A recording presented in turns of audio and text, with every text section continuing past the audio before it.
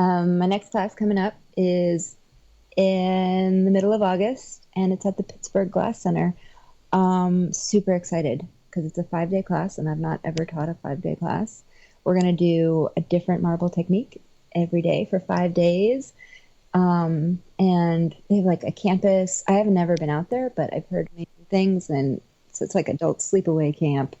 And I think the studios are open till 10 at night. So we can just like have class during the day and then jam all night. I'm excited. Cool. Yeah, sounds like fun. This is the Wise Guy Radio Show, a podcast dedicated to educating and inspiring through conversations with today's top talents in the world of glass. We will be dissecting their journeys in hopes to deliver actionable content that you, the artist, can start implementing now, helping you grow not only as a creative spirit, but also a successful artistic entrepreneur. With a little organization, relationship building, and your artistic ability, you can obtain greatness. Climb aboard, whether an artist, retail owner, or enthusiast. We have a ton of fun in store for you. Welcome to the Wise Guy Radio Show. You're listening to the Wise Guy Radio Show.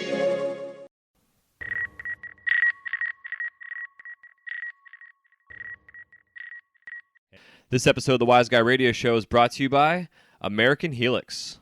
The American Helix is a revolutionary new concept in smoking technology. Designed and manufactured by American glassblowers, this pipe is light years ahead of its time.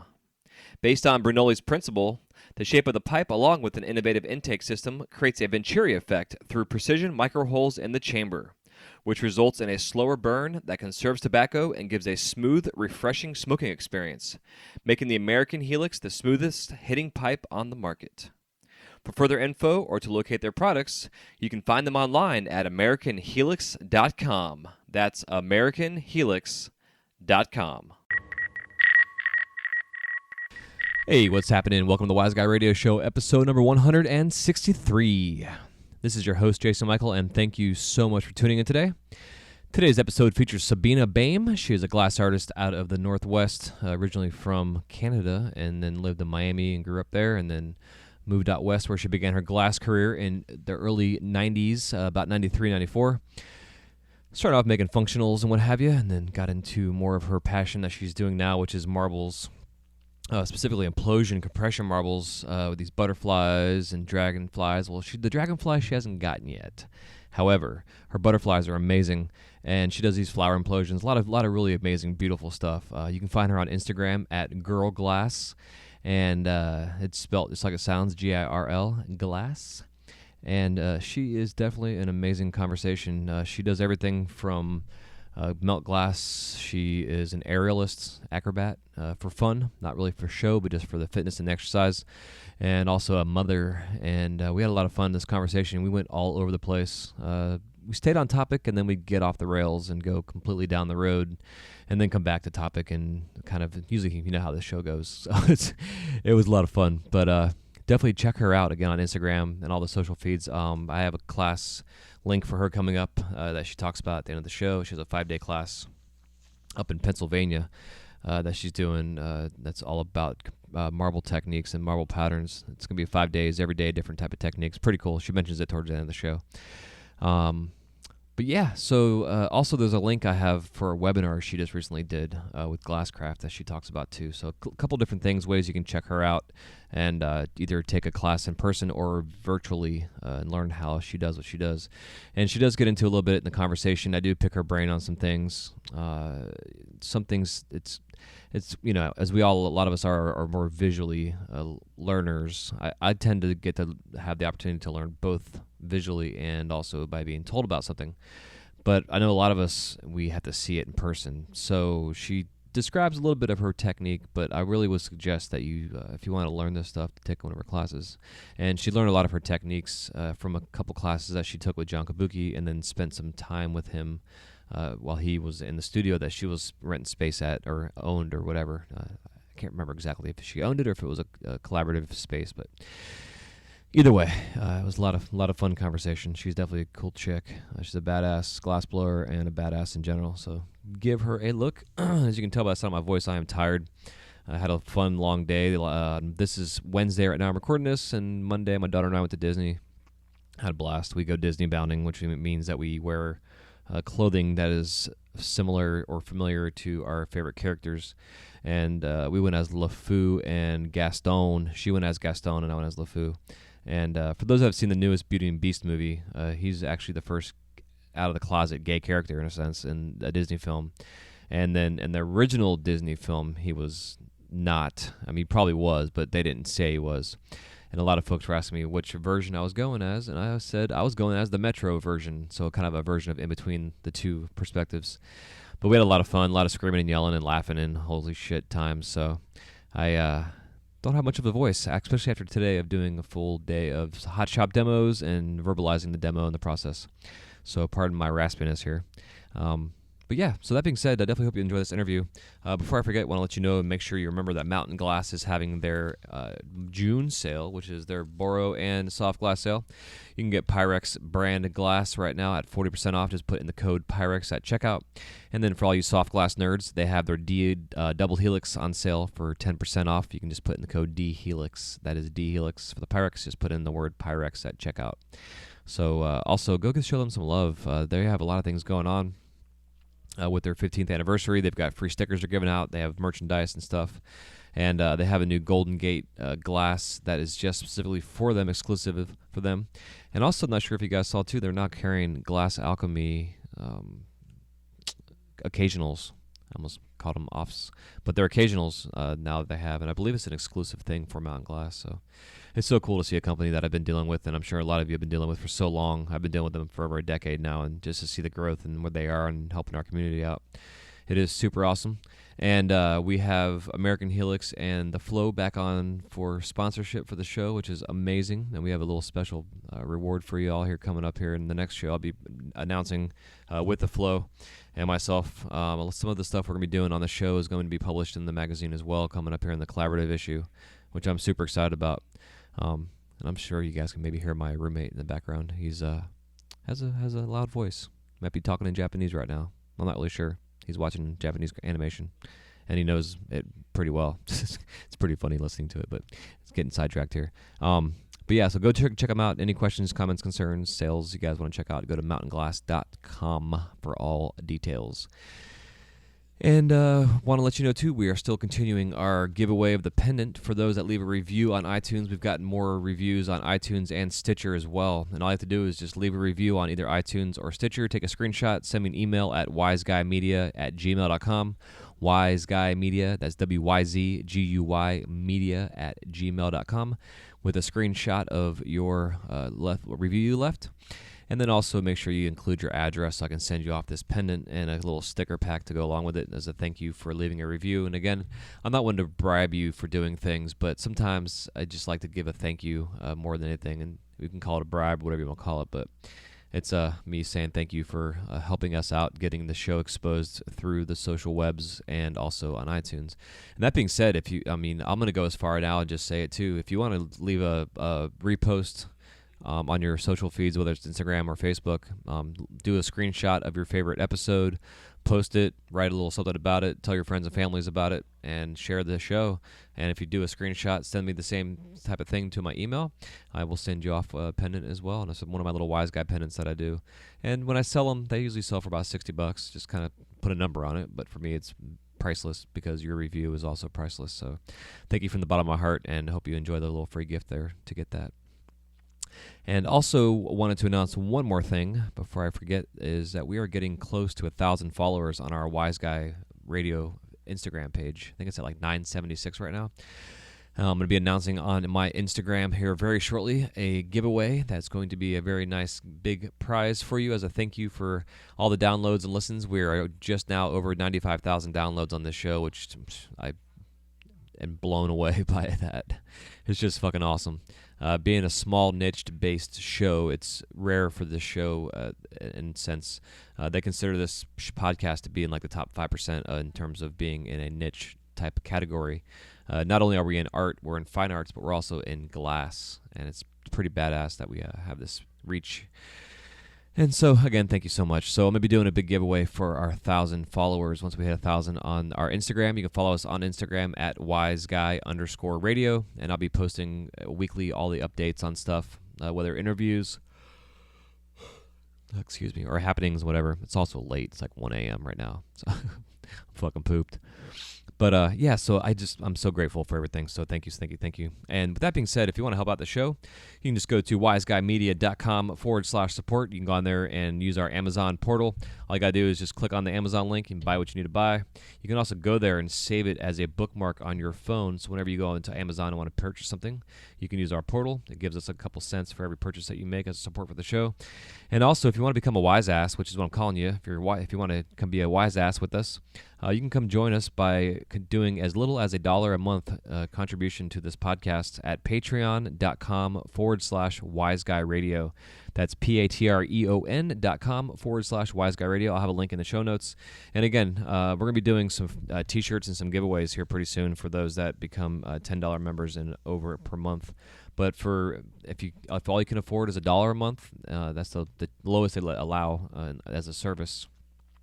But it just gives you a chance to give us some support, show the love, help pay for this show, because this show is getting more and more expensive every month as we grow and need more space for memory and new equipment and all this good stuff. So look forward to seeing everybody who signs up on there. And I'm going to rock and roll. I'm rambling. So I really hope you enjoy this interview. Excuse me. With Sabina Boehm.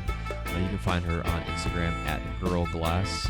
And check her out. Her marbles and stuff are mind-blowing. I thought I knew what I was doing, and I have no fucking clue. So see what you can do. Anyways, I'm out of here. Love ya. Thank you so much for listening and downloading the show. Share with your friends and family. iTunes, Stitcher, all your social feeds. Send me a screenshot of an email, and I'll send you a little free pendant as a thank you. And we'll talk to you next time on the Wise Guy Radio Show. Thank you so much.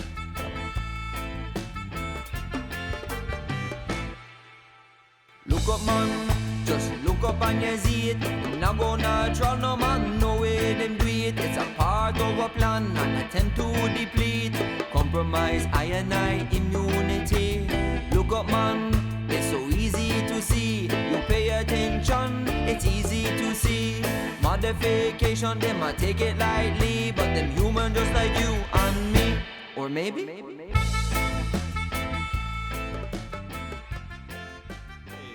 Welcome to the show. Hey, thanks for having me. Yeah, no problem. Stoked to have you on. As we were talking pre-show, I was flipping through the old Instagram pages and came across your marbles, and I think I pooped my pants like 4 times because just blown away by your stuff. And being an 18-year-old cocky glass blower, I was like, I could do that shit. And then I realized I had no idea what the hell I was doing. So I wanted to reach out and talk to you because it totally inspired at that point where I was at with the whole marbles and stuff. And I've been on a marble kick lately because of it, so thank you for that. And awesome. Yeah, so and also being a female glass artist in our industry and a badass at that because you do all kind of things outside of the glass world here. So just definitely happy to bring you on. Right on. Well, I'm happy to be here, and I appreciate the compliments. It's making me blush. Aw, I like making you blush, so no problem. Right on.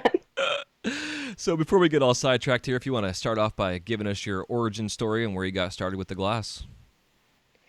Yeah, sure. Happy to. So I took an apprenticeship back in 1994. So, I think that was one of the few ways you could learn. Mm-hmm. Definitely one of the only ways you could learn to make pipes. So yeah, I took an apprenticeship from a guy who was sorely underqualified to be teaching glass blowing.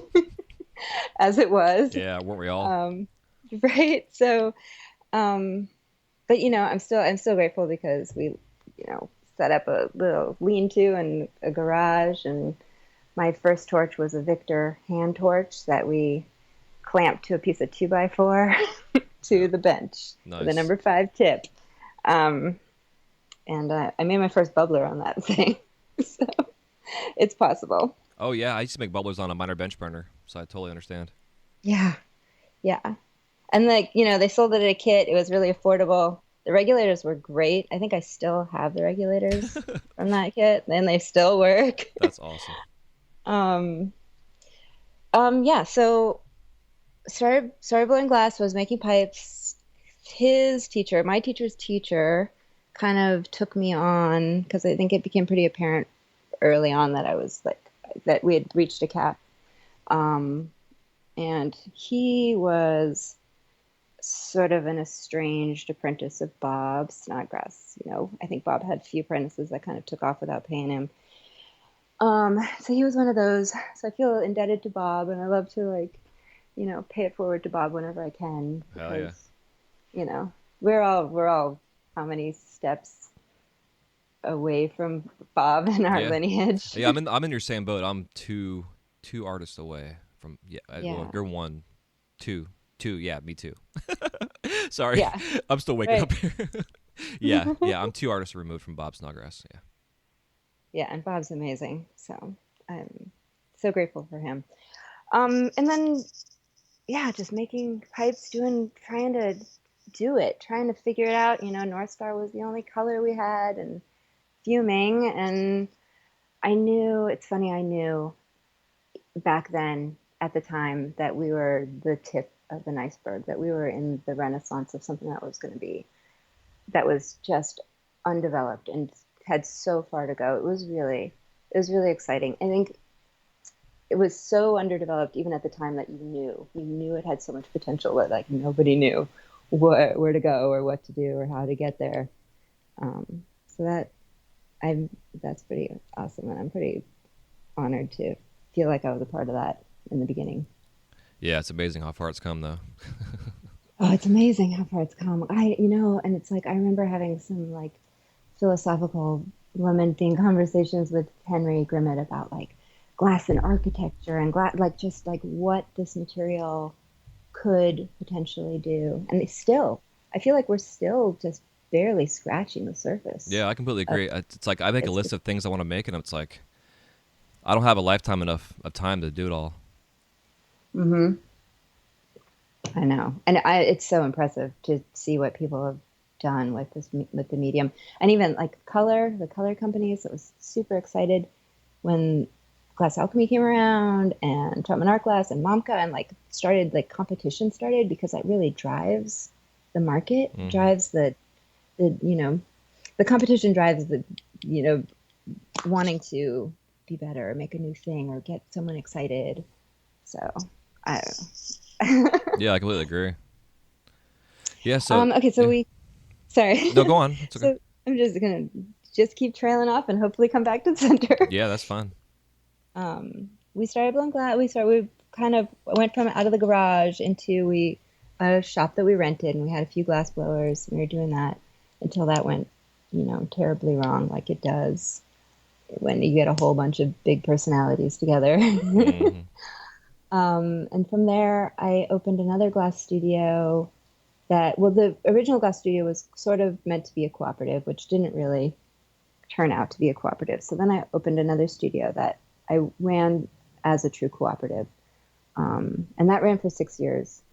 And that was really great. It was really nice to just have a community of people doing their thing, coming together.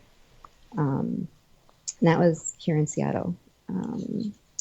Probably in 98-ish, 97.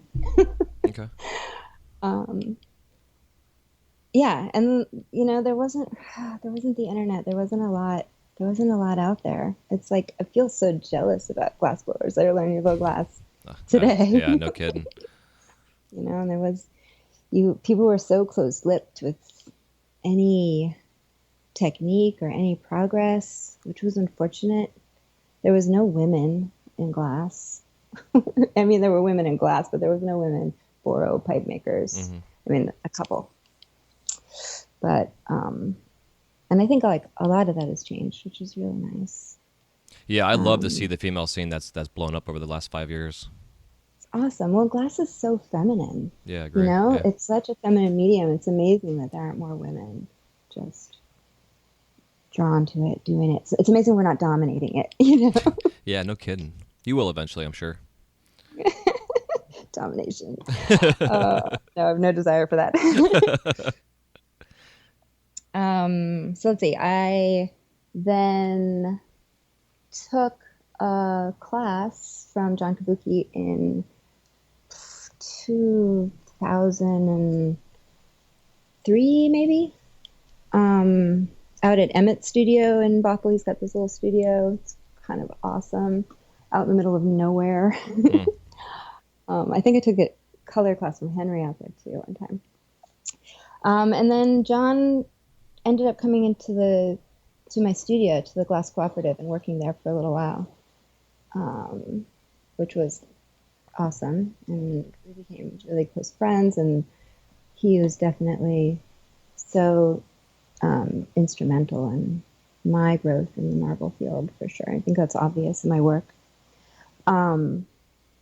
And then we worked together also at Momka's class when Momka moved to Linwood and started doing her own thing out there. Hell yeah! How long did you go work at Momka for? Did you work for, like you're saying, for the company or in their studio? For the company. So doing color testing for Momka, about 2 years I worked there, and that was pretty amazing education, seeing that chemistry side of glass and learning. I learned stuff about glass that I don't know that I could have learned anywhere else. Yeah, I'm sure. Watching her develop colors and that whole process. So that was pretty cool. And, there's a lot of drama in color and in glass, and I try to really stay out of that because I love all the color company. I love all the glass, all the colors. Mm-hmm. And each color company has definitely the thing that is amazing, and I couldn't live without. So,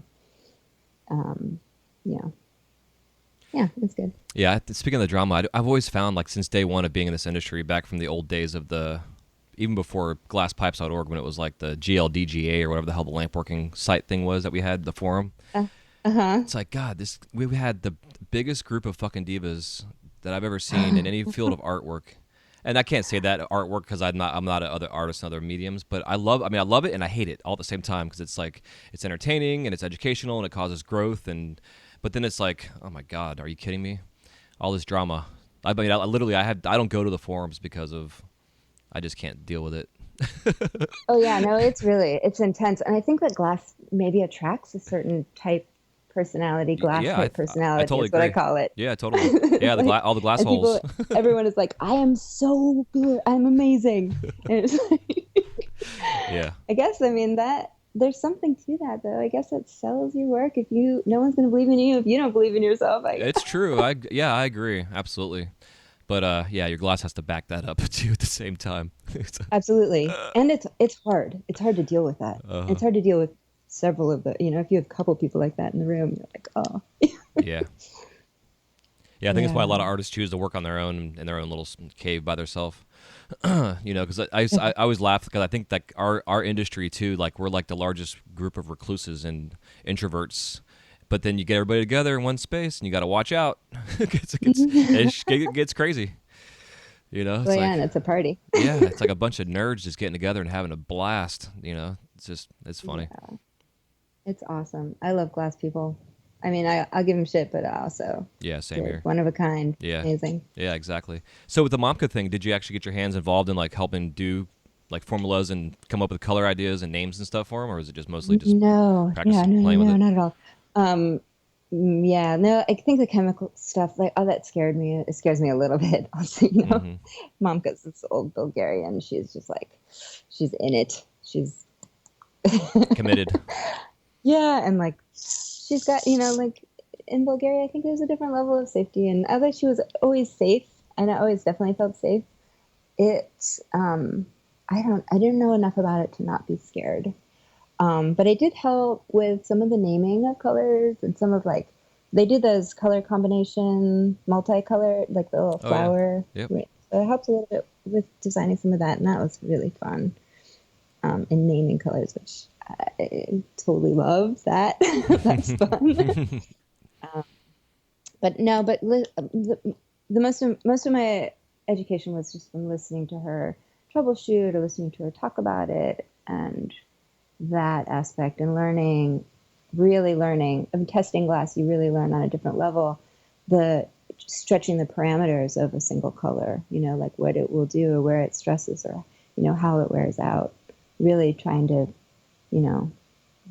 figure that stuff out before you put a color onto the market. Yeah, it's huge because I know for myself, like I've kind of said it several times, but like like as you're saying before, we had like 7 colors, back in the 90s, and then and we got away with a lot of stuff like we didn't know we shouldn't be getting away with, and then like now we have like the soft glass palette with like 300 plus colors and all these boutique companies and everything else, and it's like you got to know your shit to be able to to get away with some things, and we can't get away with what we used to get away with. Like we got to know this stuff. Not necessarily inside and out, but it's gone beyond trial and error, Yeah. Well, and there's so much information out there that it should be easy. Yeah, this is true. Easy to learn. Someone else has probably done the work, if you just take the time. But I don't think you can learn it the same as if you do it. If Yeah. And everyone's torch is different, every flame is different, and like, if your pressures, you've got to find your own parameters, right? Mm-hmm. Yeah. Yeah. So, I'm sorry. Go on. Which is so much fun. No, go ahead. Well, because I was going to ask with the torch thing, when you got into Momco, what kind of torch were you working on there for the experimentation side of things?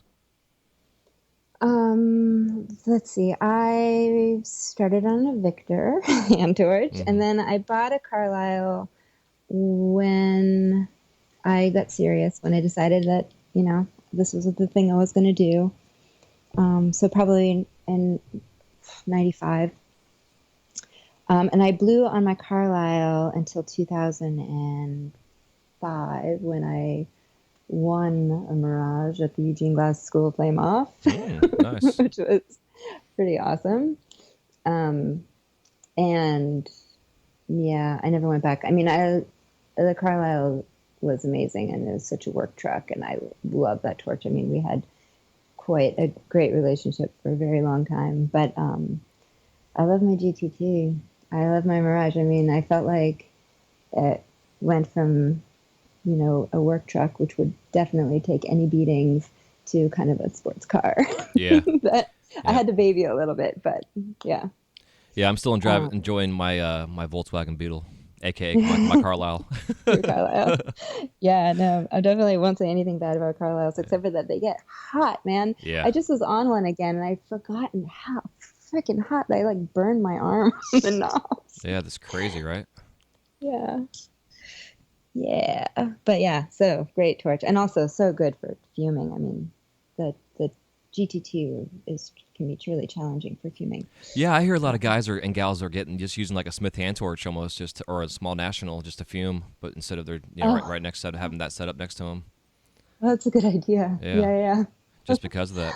Yeah, because the GT or the Carlisle, that center fire is just perfect for fume. Oh yeah, it's made for it. Yeah, absolutely. Yeah. So, sure. And it sounds like too, like running a Carlisle, doing color experiments is really going to help you learn the color, because the Carlisle is rough on color. So like learning all the it can cadmiums be it's much more reducing flame, right? For sure. Yeah. Yeah. So we were doing some tests on a few different torches, but. Hell yeah! So I guess on that, I mean, I don't know if you want to give away any of Momka's insights, but so like on the colors, the rods that were multiple colors, like I used to love getting like the Marley with the Rasta colors and stuff. Yeah, and, so fun, right? Yeah. So how'd you guys make that stuff? Was it all? I mean, I just kind of thought it was some kind of vac stacks thing, but I don't know. Do you know how they were doing that? Yeah, I can't tell you. I didn't think so. Damn. Yeah, I mean, I signed an NDA, and then. Yeah, I'm sure. Yeah, because I know there's like certain trade secrets. I had to ask anyways, because I'm always curious about stuff, because we'd sit there and study those rods and like, damn, what are they doing? And this is before we were even doing like stick stacks, before it's like pre-vac stack stuff. So. Oh yeah, no, I know. Oh, and it's amazing how far. I remember the first time I fumed the inside of a tubing. So I didn't put any color or anything. So this was back in like probably in '94. I was just like, oh, I'm gonna fume the inside, see what that looks like, and it gives that cool, like kind of ghosty. And my teacher at the time gave me such a hard time. He was like, that is going to be so bad for people to smoke through. Like, what are you doing? Like, you can't do that. I was like, oh, no, I mean, it's cooked in. I think it's fine. Mm-hmm. But like that, like trying to figure it out and not knowing like what was safe or what was okay. Yeah, because I used to hear the same shit, but I'm like, there's no way that's going to come off. You know, I mean, doing Yeah. like an inside out, like I've seen some inside out Fritz spoons that were not safe because they were not fully blended in, and there's like chunks moving around you could scrape off. You know, like that shit's dangerous. But doing some inside out fuming, but you know, but again, like you're saying, we just didn't know. You know, it's like all the years of when the Italians were using lead glass, they didn't know it was killing them slowly. They had, you know what I mean? It's like, Oh yeah, you know, for sure. No, I know. We are all dying for our art. That's okay. yeah, we're all, yeah, ain't that the truth? No, I think that glass blowing is pretty safe, and like glass is pretty inert, and I feel like there's enough education out there that people do a pretty good job of staying safe and learning how to be safe. You know. Yeah, yeah. Did he eventually like be okay with you doing fuming on the inside like that? Oh, I didn't really give a shit. Perfect. Good answer. Yeah, like I did some research. People drink little, like like silver. Yeah, you don't want to breathe it, and it can affect you.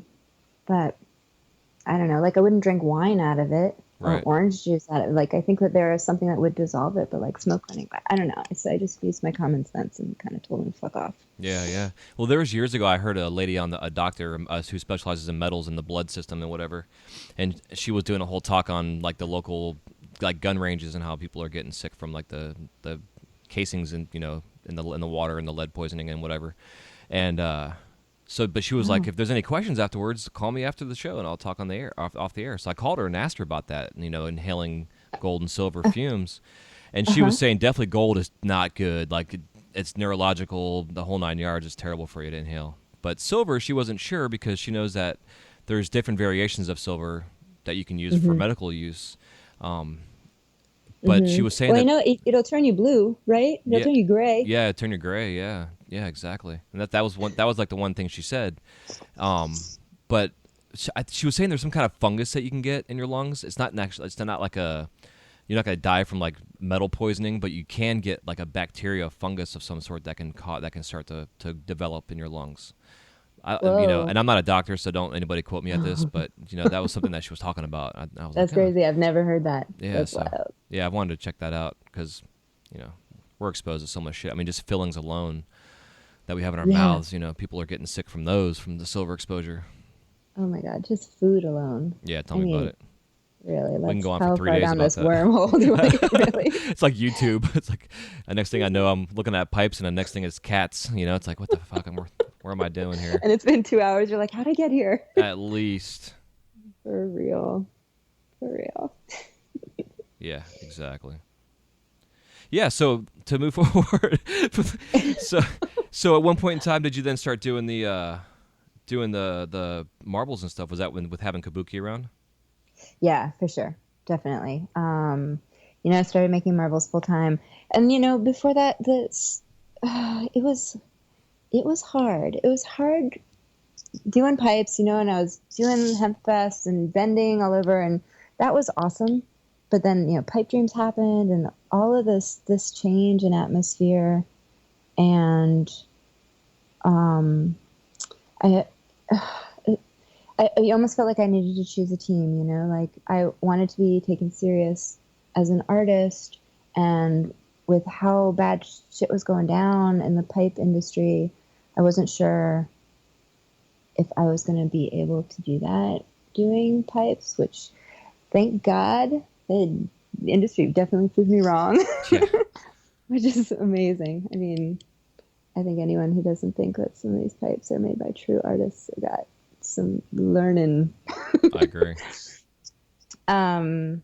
So I never quit completely making pipes, but I did try and make a valid effort to make, wine glasses and marbles. I made mostly marbles. I mean, it's hard to do a thing and still support yourself. Like every pipe I made was sold, and then you could make a set of wine glasses and they could sit in a gallery for 6 months. Mm-hmm. I know, doesn't it suck? And this is like, okay, why am I what? Yeah.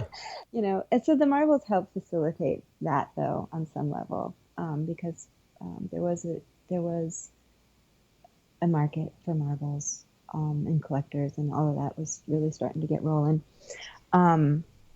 So I'm super grateful. for that, and for like the marble collectors in the very beginning that really became patron saints of, Yeah, I of the agree. arts for me. And that's one thing that's always I've always been intrigued by the marble collectors because I mean marble's been around for ever. I mean, like 100 years probably or more. And I grew up Hmm. with my grandparents. They had a whole collection of marbles, and we used to play marbles out in the yard or out in the front porch and stuff as a kid. And I mean, shit. If you ask a kid to play marbles nowadays, they look at you cross-eyed. They're like, "Is that an app on your phone?" Yeah, Or some shit. no, for real. I You think there know. is a marble app. Yeah, probably. But I've um, always been intrigued by it, and it's cool to see that there's been this strong, dedicated community that's been paying. I mean, now I see marbles that are going for hundreds of dollars, and they're I mean, go back to John Kabuki and his work. It's like, oh yeah, it's phenomenal and worth it. yeah, and your work too. I mean, you guys got to check her stuff out. It's you can find her on just real quick on Instagram at Glass Girl, and I'll have Sorry, the. girl glass. Oh, is it Girl Glass? Yeah. How did I fuck that up? All right, so you can find So her. you got my name right. You can find her on Instagram at Girl Glass. I'll edit the first one out. Probably not because I just said that. So whatever. Yeah, I'm looking at it now. Whatever. It's been a long week and it's only Tuesday. Totally. I know. I was thinking that same thing. Yeah. So, anyways, but yeah, so it's cool. So how did you start selling your marbles at first? Did you do shows and stuff, or was it mostly online?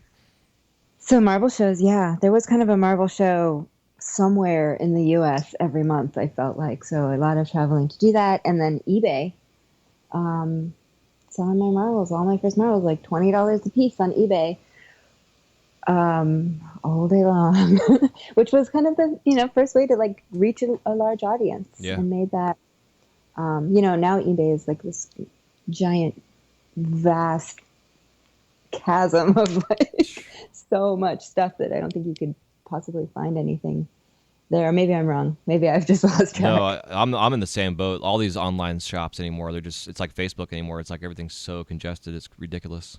I mean, you got to have a Yeah. website to sell your own shit on. I mean, anymore, I preach it all every day. It's like you got to have your own shop to sell your stuff on, and it's so easy to do nowadays. It's ridiculous. People don't do it. Yeah. I have an outdated website. I can help It's you so with that. hard. You can't do all the things. Like, Yeah, I understand. But yeah, so that's awesome. uh, So you were able to support yourself and make a living doing marbles.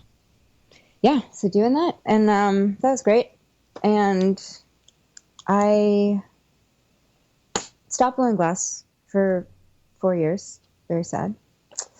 Um, because of my daughter's father passed away, and life imploded as that stuff happens.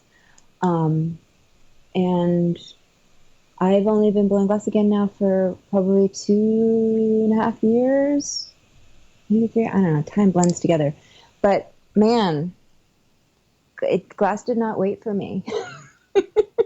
It just took off while I was gone. It's really been interesting to try and kind of claw my way back in to something I felt so established in. Just like you look away for a minute and you're lost forever. So that is really, really interesting, So coming back in, figuring out that like what Instagram and Facebook and people are, and auctions and all that stuff was happening. Is kind of amazing. Yeah, it's completely changed our landscape. It's It amazing. really has. It really has.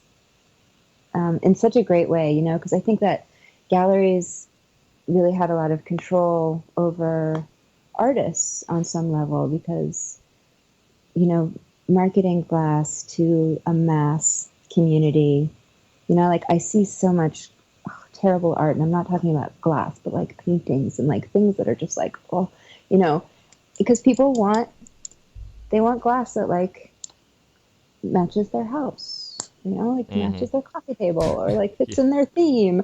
And so I think that the galleries kind of they push the industry in a certain direction, and you want to sell your stuff, put stuff in the gallery so you make what sells. And I think that the internet has really opened up the market in a way that you can sell direct, or you can really put it out there direct and get feedback immediately on the things that like just need to be made or come out of you, not because you need to pay your bills that month, but also just because you know, and then hopefully someone will like it. Yeah. Someone will see your passion, or like, you know, it's hard. It's fine. It's a hard line between making what you want to make, what just is boiling up inside you, and what you need to make because you know it'll sell, or what people want you to make.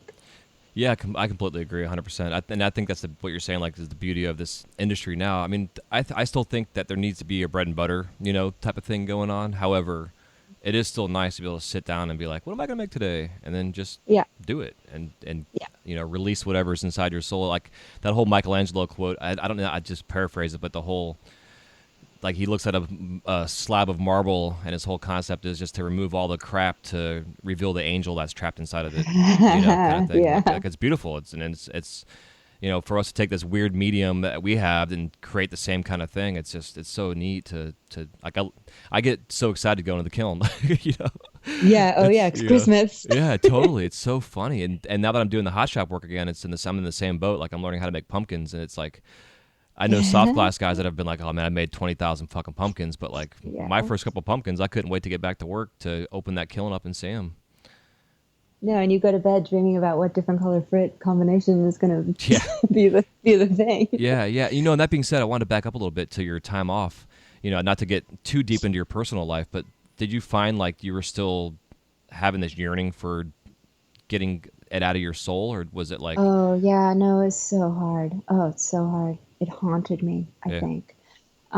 But you know, like you have, it's hard to hustle all the time, and if you're like can't get out of bed to like make the things, you're not. So I needed to have a paycheck, and so I ran a medical dispensary actually here in Washington for 4 years, and that was also awesome. And you know, and like kind of on the edge of my industry. Yeah. You know, so yeah, but no, it haunted me.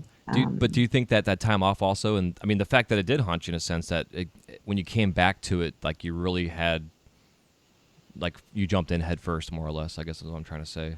Like you, yeah, oh yeah, really found your groove. and you know, like some of the like mechanics were gone, but it is like riding a bike. Like stuff came back. Mm-hmm. The first marble I made after not making a marble for years was really great. I was like, wow, I still got it. That's awesome. Hell like, yeah. Yeah. So it's like, it's still in there. It was still like in trying to. Yeah, I know. So I don't know. We were talking about what you make and what you need to make and what you should make. And I don't know if you saw the corsets that I made last year, and I made 2 more this year. Rad. No, I didn't. Or They're on the social media. But I made 3 corsets last year, and they were in the glass fashion show at Gas that Laura Donifer puts on, which was phenomenal. Such a great event. Yeah, I love that. I think she does it every 4 years or something. You ever get a chance, check that out. Really amazing. Such amazing art. But anyways, so I made 3 glass corsets, which I'm really proud of. But they took me months, right? They took me... I did almost nothing else for like months. And then this year I made 2 more, and my mom was giving me a really hard time. She's like, what are you doing? Like, you didn't sell the last 3. You're going to not sell these 2.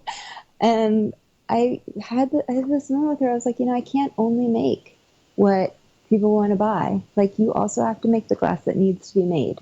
Otherwise, I don't know that you can call yourself an artist, right? Like, if you're only doing it to sell the thing to the person that, you know, like, I don't know. So no, it's well said.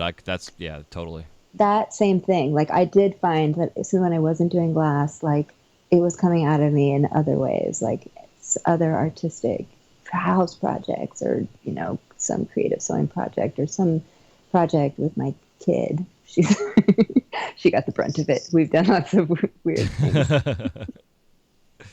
Like, we're making your Halloween costume, and we're gonna spend all month on it.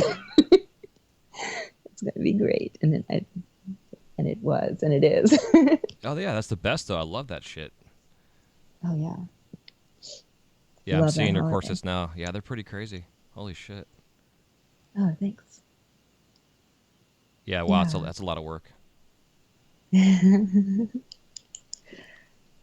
Yeah, super fun. The clear one is, so all those individual pieces, I think there's like 120 or 150 little swirls, and I wire wrapped them with copper individually, which was kind of a trick because they wanted to slip around. I ended up making a cast of my torso and opening it up and laying the glass inside the cast to like twist them tight and get it to kind of lay in some sort of a human form. Yeah. Did you have a model to get that form from? I just did my own body. Okay. I just have my own body. Cool. Yeah, so the corset fits me perfect. Which I wore in the glass fashion show, which is a little bit like, yep, I'm just wearing my body in front of my entire professional community. Yeah. It's okay. Well, it definitely takes some balls. I mean, just the fact to take the time off to make that and then not sell it because, like you're saying, you did it because you had to. And then to expose yourself even more so. I think it's so important as an artist to be transparent like that and really put your heart and soul out there. Because there's nothing worse. Like I bitch about it on here all the time, and I'll say it again. There's nothing worse than someone making some shit to post on Instagram to get likes from their friends, already expecting likes or someone to buy it. You know what I mean? It's like that shit drives me crazy. Oh, I know it's hard. Yeah. So now I want to dive deep into your marbles. Okay. Because they're very. I mean, I got to put my phone down because I'm gonna be so sucked into your stuff.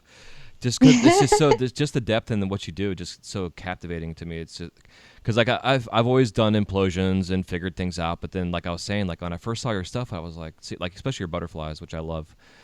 The concept is there in my head, but then I'm like, all right, I'm gonna try to do one of these flowers that you do, and it ended up in my knockoff bucket. So. Cooling in the water dish, yes. I just leave that there to cool in the water dish. Yeah, exactly.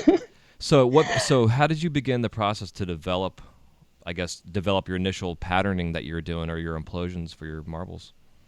Yeah, well, so the flowers I learned from John, right? And I has to absolutely take all the credit for that because he is an amazing teacher. And more than just teaching me the technique, he really taught me to be really slow and pure with the glass, like to really give it its due diligence, its time. And he's such a pure, like watching him work is just, it's phenomenal. I'm sure you've seen the videos of him, but anyways. And then the butterfly, when I developed that, I was actually trying to do a dragonfly, which I still trying to do. How many years later? God damn it. I think every year, every 6 months, I give it another attempt and just like, it's so hard. It's so frustrating. It just doesn't fill the marble in quite the way that it should, but someday. So the butterfly was, conceptually, I had an idea, it's pulls to center the same as the flowers. So like the idea is the same. And then outside of that, it's the angles and then the timing, like when you place it, how much you embed one layer before you put in another layer. That sort of stuff was, just trial and error. And like all of the first butterflies for months looked like they hit the windshield of the car. Like just mangled sort of butterfly flowers. That's funny. And John was in my studio. We were at Momka's, I think, at the time, and he definitely was like, well, what do you think if you did that different? So that was really nice to have someone to bounce stuff off of. And then I really got serious with butterfly leading up to the Eugene Glass School Flame Off because I wanted to enter that, and I wanted to do a butterfly, and that worked out really well for me. Yeah, I guess so. Holy shit. Yeah, so I won my GTT, which was amazing. And that school is amazing, and that whole Flame Off, that whole event was just, I would say it really influenced my relationship with glass and the glass community in a big way. Like the prizes were so good that people would come from all over to attend that event and bringing their absolute best A game. So it was really awesome to see people trying that thing for the first time or coming down there and really pushing their limits of even what they were doing.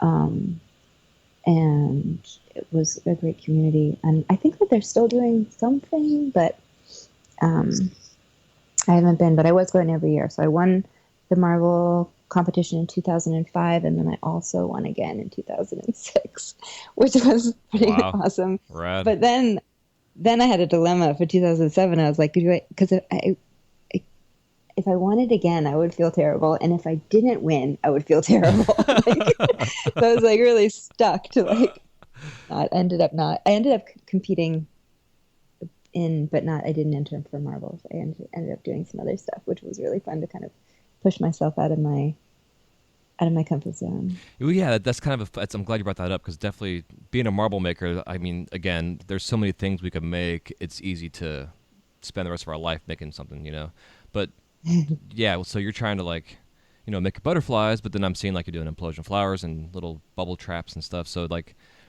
do you set yourself up to like certain days of the week you're doing certain things, or is it just whatever mood you're in that day you're going to do it? Yeah, I mean, even if I decide that I'm doing certain things on certain days, that doesn't ever work Yeah, out. yeah, I definitely, I mean, I will usually have some deadlines with some stuff that I eventually do, and I'll usually wait till like the day before it's due, the absolute last of course. minute that it's due, and right, because I work best that way, I guess, because I love the stress. No. Dude, I'm the same way. I don't know what the hell it is. I mean, I get bitched at by friends like, dude, why you wait so?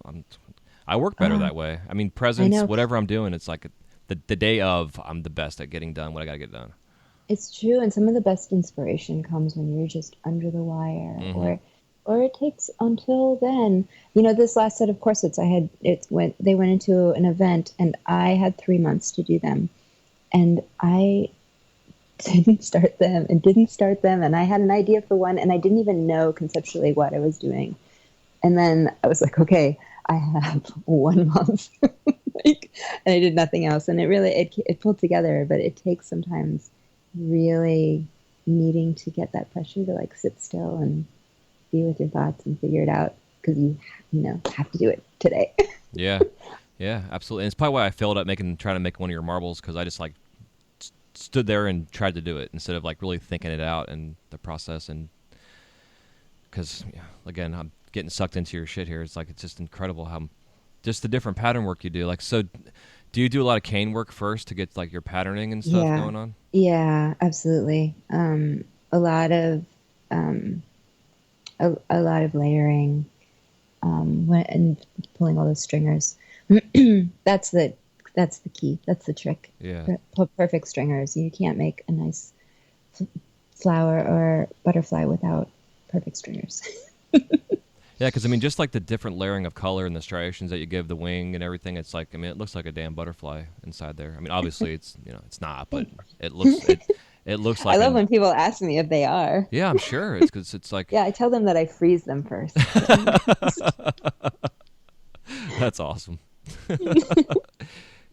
Yeah, it's wild. So when you're doing your colors, like, how do you go about picking your color choices for your combinations? I feel like I go in kind of phases where there's a color that gets me really excited, and I'll try that color with all kinds of different combinations with other colors, and then I'll migrate to another color, and then that one gets like a whole world of its own. So I definitely think I go through phases. I recently got some of the new cadmiums from North Star, and oh my God, they're so buttery. They're Yeah, that's so what I nice. hear. I Yeah. couldn't believe it. I mean, and they, when they first came out, like back when we first got cadmiums, it was challenging for me. It was definitely challenging for me because I was, used to the 5 colors that I had that were bulletproof. So yeah, and the technique that I do can really stress out the glass and wear it out, and not getting any breakdown or getting any bubbles is super important to me. So it's been really nice to get these new cadmiums and not being able to do anything wrong to them. And they're so bright, so great. Yeah, I haven't got a chance to try them yet. That's something I needed to get my hands on. Like like over at work, I mean, we've got pounds and pounds and pounds of all the old Crayola colors or crayon colors, whatever you want to call them. And Mhm. so I haven't. Throw it out. Just toss it. Yeah, Get some new right. I stuff. know.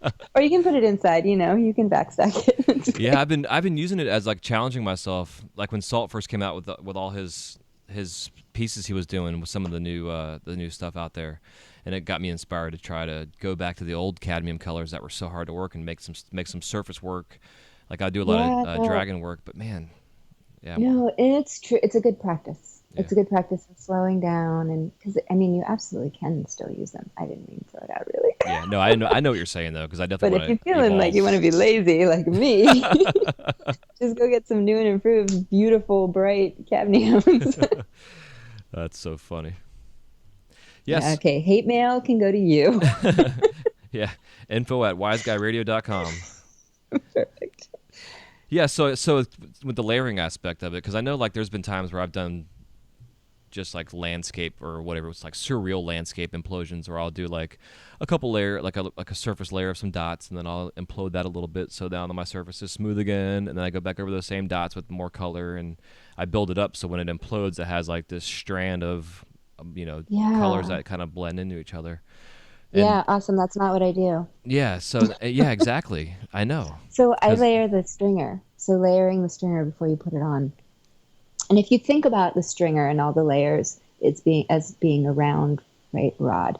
And if you were to like flatten it out or cut it in half and stretch it out, so the colors that are on the outside become the very top and the very bottom, and the color that is the core becomes the whole center area. Does okay, that make sense? yeah, totally, yep. Because like the color that's on the outside is still in the center, but it's stretched so thin that it becomes, totally transparent.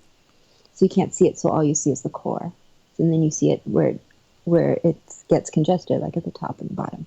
So does the cane literally like get folded in half almost when it implodes on itself? Is that kind of what you're saying? It doesn't at all. In fact, the opposite. It gets stretched. It gets stretched out. Hmm. Okay. Yep. Like I wish you could see my hands. No. So if you think of your finger and like the top and bottom of your finger, not the nail, Mm-hmm. but like the top of the knuckle and then underneath the knuckle, that area, those two, the long sides get stretched. So the center, the core, fills in the center of your petal, And and what? the outside layer Mm-hmm. is a very small line at the very top, and then it becomes kind of collected at the bottom. Interesting. Do you lay it down flat on the surface of your blowout that you have? I do it on rod. Oh, okay. So I do it all on solid rod, and I lay it down flat in like a 2D pattern, and then implode it that way. Okay, yeah, that makes sense. Because something that inspired me going on early on in my career was watching like the guys that would do sugar cane, and the ribbon canes and stuff in sugar, and or watching them make whatever taffy or candy canes or whatever, like just but starting off Uh-huh. with this flat thing of candy, and they would have all these different layers of color, and they would fold it in half and make like these rainbow patterns or whatever, type stuff. And I did a lot of that in my Mm-hmm. glass early on. Mm-hmm. So then I started seeing your stuff, and I was like, I wonder if that's like ribbon cane she's making, and then laying it down. Yeah, well, the same with like a ribbon cane or twisty cane. If you think about stretching that out, all the twists become lines, right? Mm-hmm. So they all stretch long. Yeah, and then so the marbles are compressed; they're not imploded, so they're done on a solid. I usually use like something like 25 mil rod to Okay. make those, and I just push a Maria on the end. Yeah, yeah. And you could watch my webinar that I just did for Glasscraft. Yeah, totally. Yeah, actually, I'm gonna write that down. What is it? How can you find it? I think it just went up. We did it last month. I think if you just go to Glasscraft's website and check out their webinars, it's on there. It's just compression marbles by me. Okay. It was fun, super fun. Hell yeah. Yeah, I'll have a link in the show notes for that, Right on. for sure. Yeah, because I love all that shit. The fact that you're offering your stuff like that. It's, again, when we started this, nobody wanted to share anything, and Yeah. next thing you know, Yeah. Salt's doing a class, and the whole country's making teeth and eyeballs. Yeah, yeah, But I mean, isn't that a huge compliment? yeah. And I think so. I agree, 100%, absolutely. Yeah. I mean, I think you have to establish your style enough before. I think that it's hard to give up some of your techniques that you're just still working out because someone else can run with it. Yeah. But But mostly I feel like, if you can't stay ahead of your students, that's on you. Mm, You 100%. teach it and people are going to get, you got to keep pushing the boundaries of your own art. And I think teaching makes me do that, right? I Yeah, need yeah, to, absolutely. I need to do the next great thing. And I think teaching too allows you to really take what you know and break it down. I mean, if you're able to, which makes a good teacher, but to really like blow it up and like dissect everything of how do you go through this process. Because like I'm doing this whole online course here, I'm launching here soon, and I've had to go back to like the very, very, very basics, because what I'm trying to teach is like a fundamental class of courses where people can take these online classes and learn really basic fundamental techniques in lamp working, so they could take Yeah, your that's webinar. awesome. I saw that. I heard you talking about that. Yeah, it's so important, Um, because then they can go take your webinar and they know what the fuck they're doing. But because there's this whole generation of like the Revere Glass artists or other those generations out there that have learned online, but they can only do something specific that they saw. oh yeah, but also You know. so great. Revere, I mean, Yeah. so awesome what he is doing. Yeah. And I used to teach quite a bit, and then I stopped going class for 4 years, and then I've been teaching again a little bit, and I really noticed a difference in students that come into my class. And I mean, I know it's because of the internet, Mhm. because there's so much information out there that students, even if they've only been doing it for just a tiny short amount of time, they're so educated. They really have a grasp to the concepts in a whole different way, in a much different way. Yeah, it's neat, and like you said earlier, I'm definitely envious and jealous of the whole process. Yeah, yeah. I love teaching. I don't think that it's for everybody. I think it's you have to speak to a lot of different people in different ways that they learn. Everyone learns in a different way. And it's hard to teach a whole group of people that all learn different. Yeah, absolutely. It really is. Yeah, I totally agree, and that's why I'm trying to simplify what I'm doing. Like I have the beta test cat's going to be going through. We're starting in 2 weeks, and they're going to help me really fine tune everything to make sure that I can teach. Because the three guys that are my betas, they're definitely all a little bit various levels of glass blowing, but also personalities, Awesome. obviously, which is nice. Oh, good. Yeah. You know, That's so good. so it's gonna help out a That's lot. exciting. Awesome. I'm excited to see that. Yeah, thank you. Yeah, and my student Richard, who I'm temporarily holding down fort with right now, we have our studio here, and he had a basic knowledge when I first came in to help him out, but he's allowed me to come in and just start him off from scratch, basically. So what we're going to do, too, is that we're going to do a whole series on how to teach properly, because a lot of artists get to a point where you need to take on an apprentice, in a sense, to help yourself out, whether it's with packing orders or whatever you got to do. But so we're going to do a whole video series on how to teach, how to do properly hold an apprenticeship, per se, type of thing. Oh, And wow. so, I'll do a technique. He'll do the technique, showing how I taught him how to do it, just right there on camera, so people can see him fucking up and me coming in and grabbing his arms and holding his arm a certain way, like, because I always tell my students, like, I'm gonna invade your space 10,000%, and if you don't like it, don't take my class, because I'm gonna grab your arms and hold your hand if I have to. Yeah. Yeah, totally. There's so much body mechanic involved in what you're doing. You can't be like, hold your elbow up and your hand down. You got to just physically grab them, and because I think most Oh, of yeah. us learn better that way. We all learn by watching. Yeah. Yeah. And the term keep spinning always for students means to put it back in the flame. Like, no, put it back in the flame. Just Yeah. don't stop spinning it. Yep. Oh, yeah. No, I know. Well, the technique that I do has such fine, tiny adjustments to make that, make such a huge difference. I get that.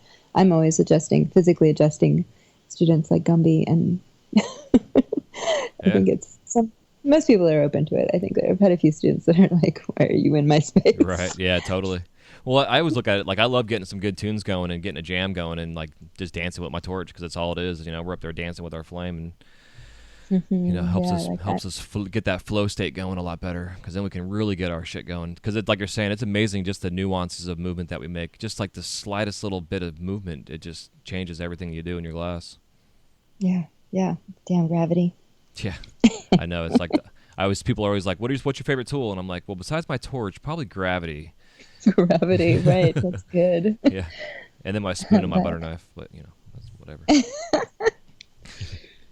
Yeah. So speaking of flow and stuff, I wanted to cover too. You're an aerial artist, and you like to tie yourself up and swing around like a crazy monkey, which I think is freaking awesome. Yeah, it's super fun. Yeah. So how long have you been doing that for? I've been doing it off and on for 6 years, I guess. Um, some big offs because, life stuff. Yeah. But yeah, so much fun. And I started because I thought it would be good exercise, which is very good exercise. Takes some amazing strength to just even hold yourself up, Yeah, imagine. pull yourself up. And it feels nice to be able to to know that if I were hanging off the side of a cliff that I could, save myself. Which, I don't know. It's hard. Especially I think women they're not innately born with that upper strength like men are. Mm-hmm. So yeah, so I really enjoy it, and it's nice. Also, meditation. Glass is such a nice way to be in your thoughts, and aerial also can give you that. And sometimes you just need to, sweat. Yeah, exactly. Do you do it mostly for exercise, or do you perform also that way?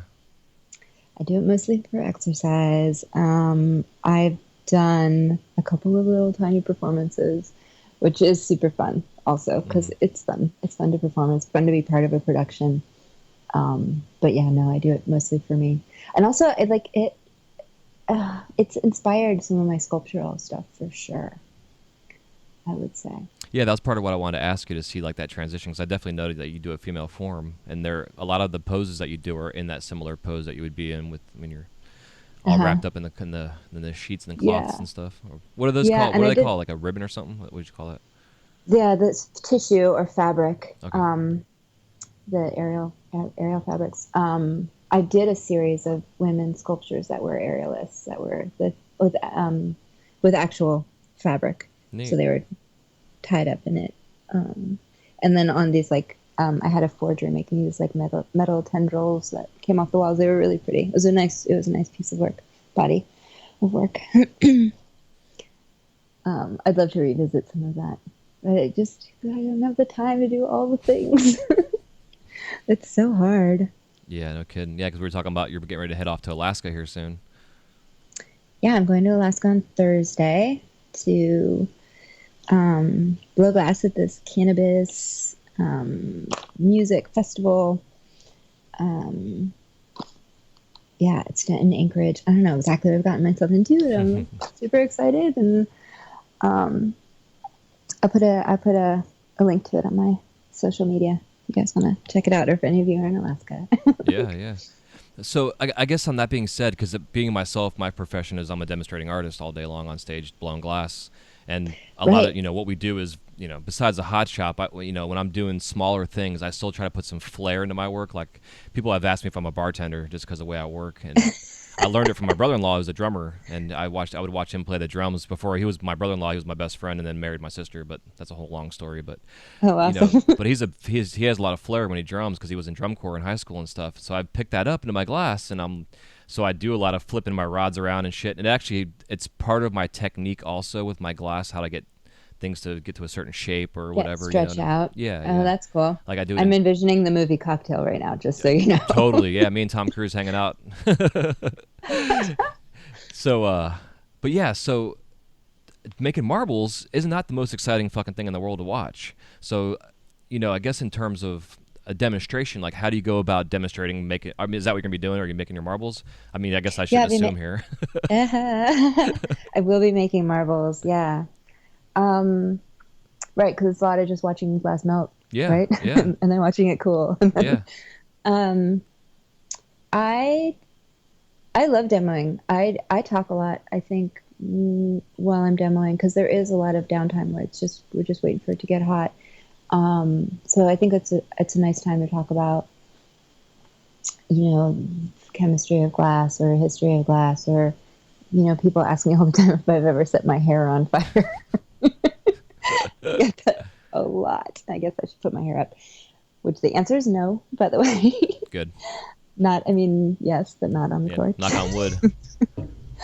Yeah, I did burn all of the hair off my face once, but not blowing glass.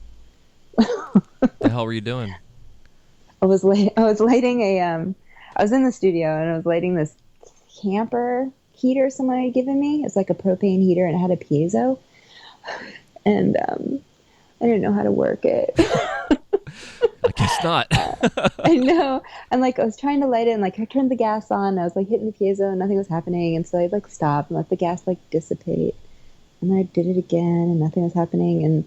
And then like the third time I hit the piezo, like I had stopped turning it on and I hit the piezo while it was not in the on position, which is apparently what you need to do. And I just went up and I poof, like a Wow. ball of flame. Like I was so warm. And I was wearing all cotton fibers, which I always tell students. And I had a hat on.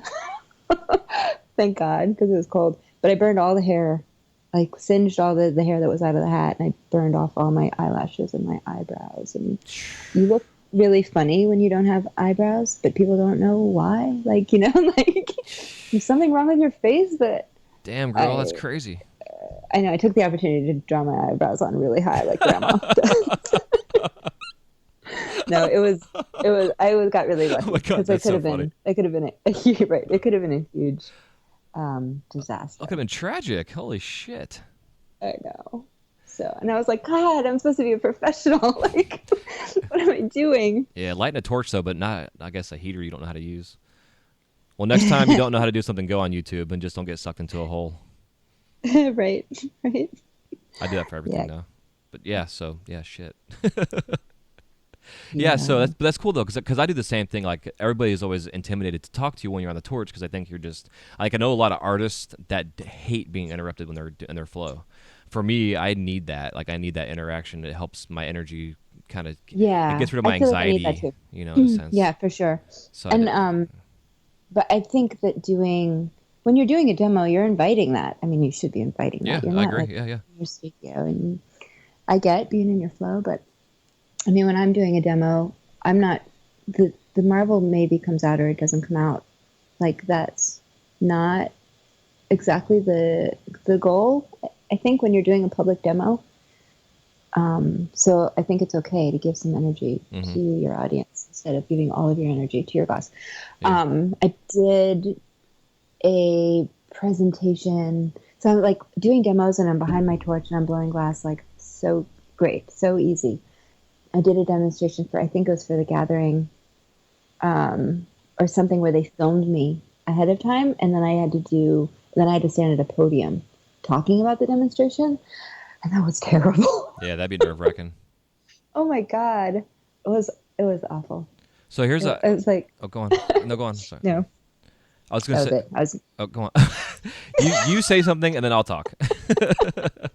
and I'm done. I'm going to keep my mouth shut. Okay. I'm going to drink some water right now. Okay, perfect. So just on a side note, because this whole conversation has been all side notes, which has been a lot of fun. I heard a guy today talking about one of the reasons that we're so, human beings are innately designed to be nervous to give speeches. They say it's like the scariest thing we do, and he was saying it goes back. It's like a genetic thing that goes back to our like roots of being cavemen, and when you have a lot of eyes watching you, it was usually predators. So instinctively, Yeah. we see all these eyes looking at us, and we think that, oh my God, they're all going to try and kill me.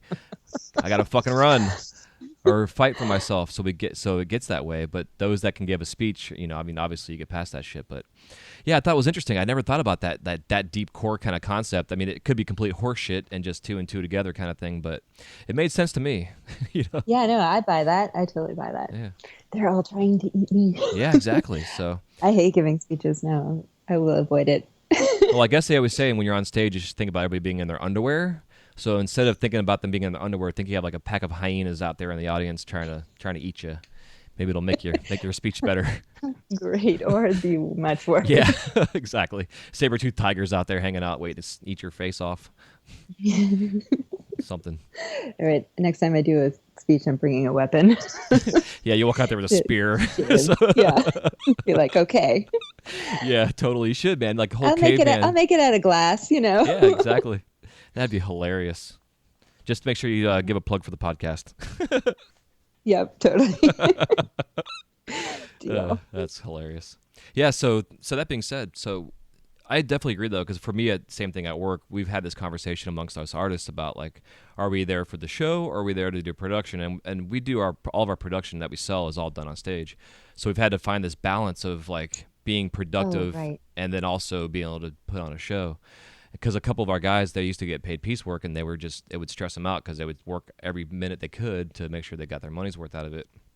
Where the other half of us were like, we're just paid salary. So and I'm always, I mean, I'm a social butterfly as it is, but to be able to have that interaction where a guest is like, hey, what are you making? And then they start asking you stuff about the gas you're using, or if my kiln is a freezer. I mean, I get I get these same type of questions. Or, I've been asked if I burn myself every day. So we're actually gonna make like a frequently asked questions thing to give guests as like a marketing thing, but also to save them from asking the same fucking questions I hear 1,000 times a day, kind of thing. Just like post it, just be like, yeah, exactly. Oh, see, that's so smart. Yeah. Oh my God, the weirdest question I was ever asked by the general public, because I did demos a couple of days at the Glass Museum in Tacoma. Mm-hmm. This was great. You should check it out if you're in the hood. So I was talking about, the process, so that my, torch, that I was working on the torch, and then I would put it in the kiln to soak and then ramp it down, whatever. And so this woman was like, raised her hand, and she was like, so is your kiln full of water? And I just looked at her like, I don't understand what you're asking me. It was so far from computing. Yeah, that is an odd question. I was like, oh, as I said, soak.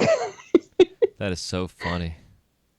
Yeah. Well, it's like we have a chili pepper on our tabletop, and it's got the fiber blankets in the door, So people think it's ice, and they ask me that all the time. Is that a fridge you're putting it in? Especially if I'm doing little Olaf from Frozen, little snowman from Frozen. I make him.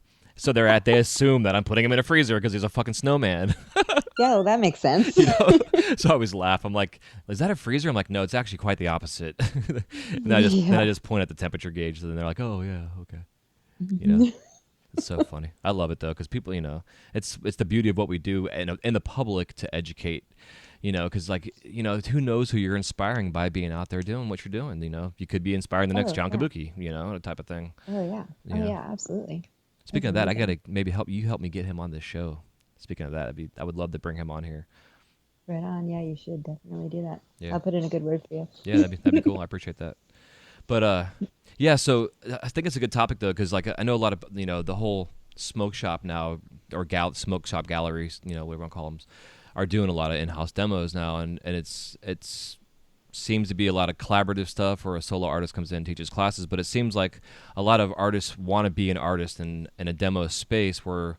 That's not a bad thing, but if you're going to be interacting with the public, it maybe not be your best quality art that you're doing, but more of your best performance or your best whatever. That isn't necessarily, because like you're saying, the performance and the discussion with the audience is also an art form. Giving a speech is an art form, when it comes down to it. Like the comics out there, the comics that are the best in the world, or it's an art form for them, type of thing.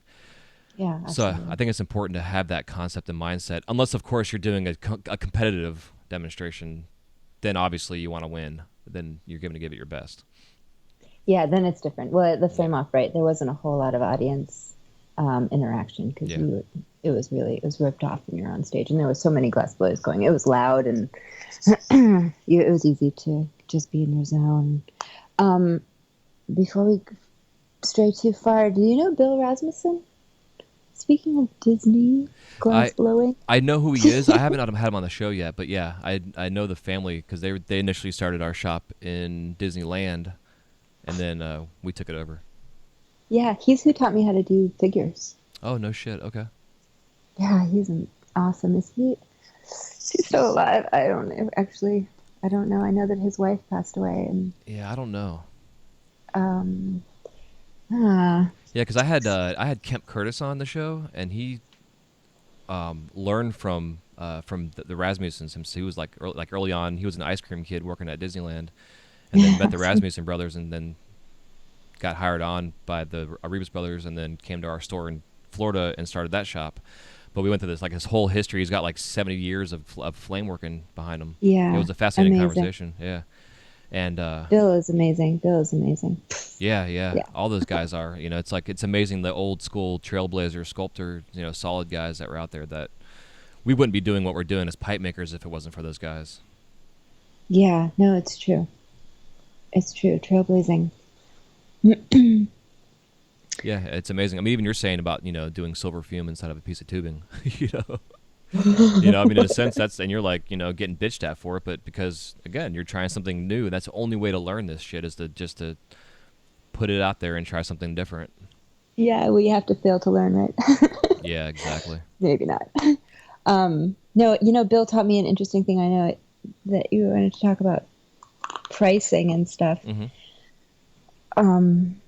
He said something back years ago that has always resonated with me because he used to make these little lacy birds or something for Disney. Mm-hmm. And he said that one day some woman came up and was like, "Oh my God, this bird!" and like really carefully like picked it up and was like, just like enamored with it and was like, "How much? How much is this?" And he said like $12 or something like $6. I don't remember. And she was like, oh, and she like set it down. She's like, "Oh, I thought it was nice. I thought it was something that was nice." That like that the value, the perceived value, like, interesting pricing your stuff because if you price it too cheap, then it no longer has value, Yep. apparently, to anyone, to you or Yeah. to anyone else.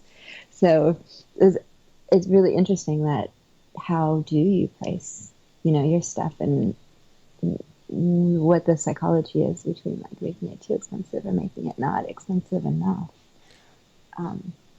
Right, because he was so fast and efficient, and his work was so clean, and I'm sure Disney sold it for next to nothing. Yeah.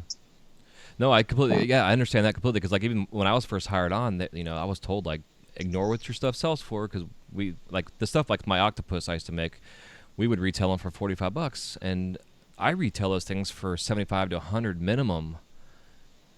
Mm-hmm. And I'm looking at them now even, and it's like there's people that are coming in and buying our stuff, and then they're going back and doubling it on eBay and getting it, and I'm telling my owners of my company this. I'm like, just so you guys know.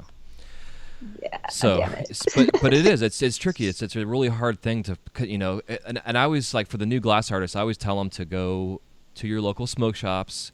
Don't say you're a pipe maker. Just go in there and look at the retail prices and do a little bit of math, and you can kind of figure out what their wholesale on those are. And then you can try to make something compare some. And now it helps to have a name, but you got to start somewhere. Even if you're looking at hand pipes or mushroom implosion Right. marbles or whatever the hell it is, you got to start somewhere. Right. But also, Yeah, although it's hard competing with China. Though, yeah, ooh. totally, absolutely, yeah, I completely. mean, I'm sure that's what Disney struggles with. Yeah, that's and then that's part of what our struggle with is as our in-house artists versus our stuff that we have made overseas. Because I mean, there's so much stuff in our shop that we couldn't all make it. I mean, there's no way in hell. I mean, we could if we had like 100 of us working, but it's still we couldn't do it. But we're trying to separate our work so that when a guest comes in, they know the stuff that's in house that we made because it looks the same as a Nice. character, but it doesn't look the same because it's either full color or something something of that nature. And the Uh-huh. perceived value is huge. So like say again, we're using Disney for an example. That place, people go there expecting stuff to be a little bit more expensive. Like I was on the monorail yesterday, and these people were talking about getting gas after they were leaving, and I knew there was a gas station on premises, and I told them, and they mentioned they were thinking because it's on Disney property that the gas is going to be more expensive, and I'm like, actually, the gas here is a little cheaper than most places around here, and but people have that perception. So like I heard a guy talk about one day, like if you have a Maserati that you're selling, if you go sell this Maserati at a Holiday Inn, it may sell for a third of what it's worth because it's at the fucking Holiday Inn. But if you go do it at like the Taj Mahal, you may get 3 times more than what it's worth because it's at the Taj Mahal. And so I think in the industry, like in the retail side of things, a lot of smoke shops are catching on to finding that these higher end smoke shops that are more of a gallery space that have these shows and have a more following. They're able to sell the $10,000 pieces or the showcase pieces that they're paying $10,000 wholesale for, because they have this environment that gives a perception that what you walk in the door, this stuff's worth more. It has more of a value to it than walking into a mom and pop smoke shop at a gas station, even. So Right. it's not to be picky about where you sell your work. So if you have, I mean, it is, but if you have a smoke shop in your area that you feel could have a better benefit from you going in there and saying, hey, if I could help you guys increase your look of your store or give you some ideas on how you can make your place look better. I mean, I don't know. There's things I've thought about like that, almost doing like a consultant type of thing for a local shop to help them get a better view or a better look, or you know what I mean? Yeah. Well, it's really about educating the consumer. Yeah, yeah, exactly. Educating your market. Yeah, yeah, consumer on the retail and the wholesale end of things. Oh, yeah, You right. know, because I tell you, I've talked about this other guest. Like I've walked into shops and seen cracked pipes on shelves and pointed it out to the owner of the shop, and they're like, "Oh, it came that way. It's how it's supposed to be." I'm like, "Dude, you bought some broken shit." Yeah, it broke in the mail. It's glass, actually. Yeah, like I've seen. Said this before, but I saw a guy had a whole case of inside out spoons, and they all had like old school OG moss in it, and that shit would And check they're, every time, and on inside outs, and they were all oh, it's so checked. pretty. Yeah, it's Yeah, like he's like, oh, well, sparkly. he was told it was dichroic glass when they sold it to him. Oh, I'm like, bro, here's yeah. I just by chance had some dichroic stuff in my car, so I went out and it's like, here's the difference, just so you know. So he called the guy up and had him exchange everything out. I hated to do that, but it just like you're saying, you got to educate the people because they got to know. Oh, yeah, no, totally. Because, I mean, that someone's going to buy that piece and it's going to sit in the sun and it's going to crack in half and be like, what the hell? Yeah, yeah, exactly. Glass sucks. It's so volatile. Yeah, it is. It's a kick in the nuts. No, glass is awesome for that reason, I think. Yeah. Like everything you make is going to eventually break and there's something, I don't know. I know it's a weird dynamic, isn't Fleeting. it? It's like the domineering whatever lady in my basement waiting for me to come down and whoop my ass. And you're going to thank her and go again the next day. Exactly. Yeah. Kiss her feet and say thank you. Walk away with some battle scars and go back at it. Yeah. Sure. So on the pricing side of things, so when obviously your marbles, you can't make those things in 5 minutes. So when you're pricing your workout, like, how do you go about figuring out, like, do you base it on the time you put into it? Like, I mean, do you take everything from time, material costs, etc.? Like, how do you go about that? Yeah, no, I don't. It's hard. Pricing is hard. I'm gonna just start with that. No, I think that you have to take into account how long it took you to learn that. Someone asked me how long it takes me to make a marble. I say 23 years. Mm-hmm. Like it Exactly. took me the entire time that I have been studying this medium to get where I am. And I kind of feel like I price in two different categories. I price work that comes from my soul, that I've created, that like is something that I've developed in one category. And then I price stuff that's mechanical or, a consignment or, fixing a piece or some sort of production or teaching in an hourly wage that I think is easy to calculate.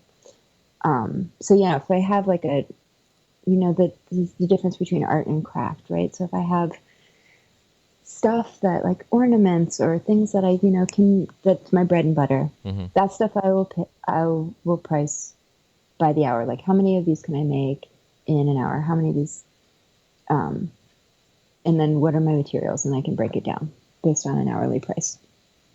But I think with art, it's really different. It's really hard. It's, there's part of what it takes from you to create it, and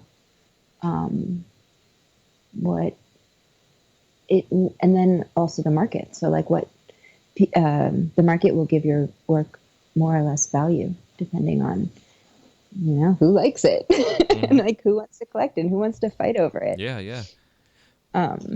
So finding the balance between that is hard.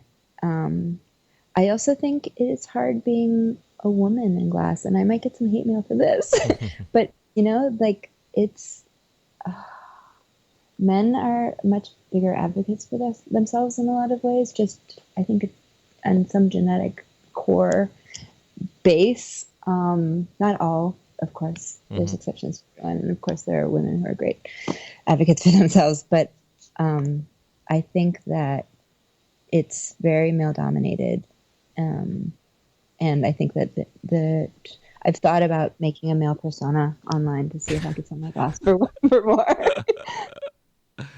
That's just funny. as a social experiment. No, that's a great idea. Tim Ferriss, actually, I don't know if you listen to him at all. He's known out in the coaching world and lifestyle changing stuff. But they did a dating site experiment, like that same social experiment where he created a female thingy just to see what kind of emails he got. And it Just was to see it. because he was trying to study like the best way to hack like being somebody that you want to date and find the right woman for you on a dating site.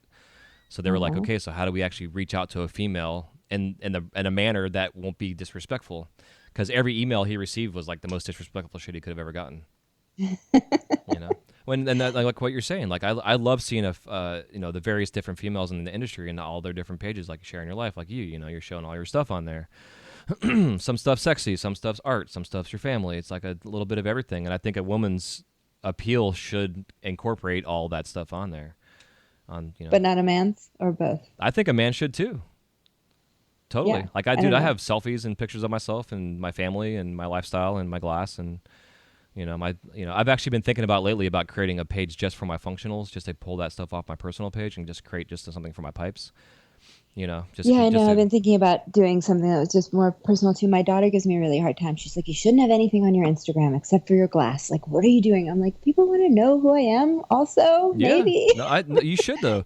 I say, because I bring up Carl Termini all the time. Like Carl's all about sharing the life that we have as artists. JD Mabelson's the same way. Like it's, I see Carl posting like his garden or his juice he's making, or he hurt his fucking arm like 6 months ago, so he's been sharing his journey back on the torch and trying to work one-handed and stuff. Like I think we need to share our lives because all That's this. the beauty of social media. Is Yeah, that totally. It's so easy to have just a bird's eye view or a little peek in a window of someone's life. And I think that your art, I feel like my art is expressed, my life is expressed through my art on some level.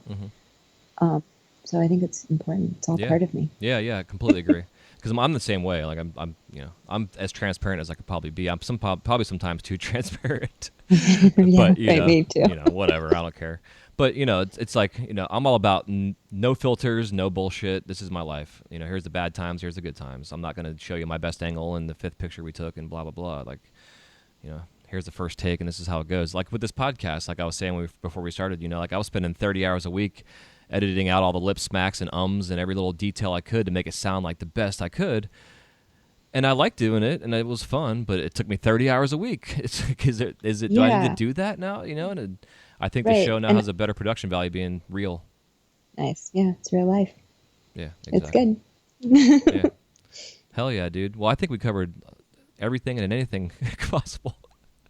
That's fun. I know. Good job. Good job, us. Yeah, good stuff. I appreciate that. Yeah, definitely. So that being said, I think we should take a quick break to thank our sponsors, and then we'll come back and it'll be time for us to crash the kiln. Okay, great.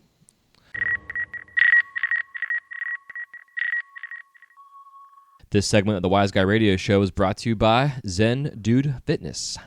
Lose 10 pounds this month by joining the Zen Dude Fitness 4-week jump rope fat loss challenge. Brandon and Dan will take you on a guided journey towards becoming the best you. Get fit, have fun, and find new ways to eat healthy while still enjoying the sweeter side of life. Just takes 20 to 30 minutes a day and no gym required. For more info and to sign up for the free 4-week challenge, go to wiseguymedia.com/ZenDudeFitness. That's wiseguymedia.com/ZenDudeFitness. All right, we are back. Quick and easy. So the Crash and the Kiln round consists of 7 questions that pertain to glass and fun stuff. And if you want to give me a 30 to 60 second answer to them, and you can expound upon them as you would like, as we always do, and this whole interview is pretty much gone. So take me on a journey if you'd like. I'm all about it. Gone off center. Sorry about that. No, it's all good. I'm off center when I can be. Perfect. So the first question I always like to ask, which is a heavy one, is if there's any living glass artist that you haven't worked with yet that you would want to work with, who is it and why? Maybe Carmen Lazar. I think that her creativity inspires me for sure. Maybe also Gianni Toso. He does the chest piece. Those chest sets are fucking amazing. And maybe. Well, you asked for one. Okay, that was one. That was 2. I could keep going. There are so many talented glassblowers. Yeah, that's why I like to ask that for the first question. It is a hard question to answer. Yeah. Let me So unroll my list. No. on a scroll. Right? Can you describe the sound of glass cracking in one word? In one word, I think would be heartbreak. No, I think the sound of glass breaking teaches you non-attachment. Yes. So that is non-attachment, which is not Yeah. one word, but that's okay. No, it's okay because Steve Sislov said the same fucking thing. He was the Oh, first. really? Yeah, he was the first artist I had on that wasn't like fuck or shit or Tink or the actual name. Yeah, he was the first one that came on and said that, and I think it goes along with experience, really. So, what are your top 5 favorite colors in glass? Top five. My favorite color in glass right now is opaline, easily, hands down. And I'm just going to shed a little tear that North Star's not making it anymore. I went down and begged Abe to sell me all of his off batches and garbage to finish that one project that I was doing. So I have a tiny little stockpile of opaline. I know a lot of people had problems with it, but I love that color. I love that translucent where it will kind of opacify. Like, oh, I love that. So I guess on that same note, I also love the slimes. I like the pink slime and the green slime, and the sea slime, because they all sort of do that, and that's my jam. Heck yeah. Sure. And then green dwarf, Hmm. I would say. So Okay. all the colors that I can't get. Right. Ain't that always how it is? Right. Number 3, what is your worst injury in the studio? Besides burn all your face hair off. On my face hair. I one time put a hot blow tube to my lips, and that was not fun. Yeah, it's like burned. Yeah, that would probably be the worst, most painful. Was it outside or inside of your lips? It was the outside, right, and just like where they came together. It was terrible. Jesus. Because I've done the same thing, and I didn't realize what I was doing until I heard that.